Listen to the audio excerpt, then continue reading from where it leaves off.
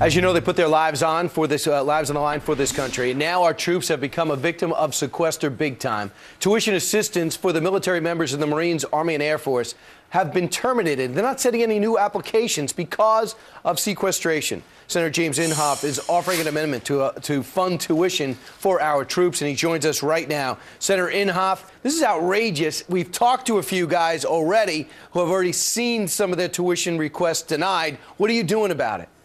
Well, what we're doing about it is we have an amendment that we're going to put up. Brian, I was a product of the draft many years ago. We have an all-volunteer service now. And these kids come in and they make a career decision. They put their name on the line. They go over and they work hard. But the motivation for many of them, probably most of them, some 200,000 in the Army, is that they can work a little bit harder and be able to get a college degree.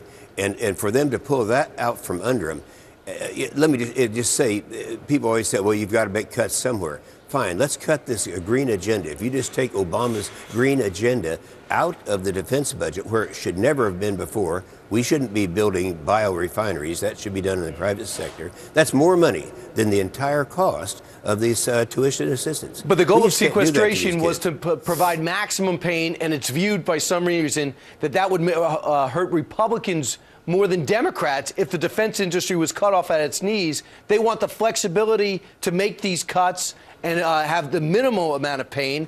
What would this do for that in particular? Well, it would dramatically, it would hurt retention and our ability to enlist these people. Right now, we're up at close to 100%. One of the reasons, and all you have to do is sit down in Afghanistan in a mess hall and talk to these kids, and they'll say, yeah, I'm actually on my way to getting a degree. And that opens the door for upward mobility. Right. But they're pulling this out from. Now, keep in mind now, Brian, the important thing is they were told when they made that decision they would have this opportunity. All right, so you're putting this forward today. What is it called, and do you have any Democratic support to pass? We have a lot of Democrat support. We don't have a number yet because we're getting the names before we have the number filed. It's going to be to reverse the cuts on education assistance for our troops. So what Democrats have said to you, hey, Senator Inhofe, I'm with you on this? Well, gosh, Kay Hagan has come by, Joe Manchin. I should have brought my list with me. We have but there about are 12. some.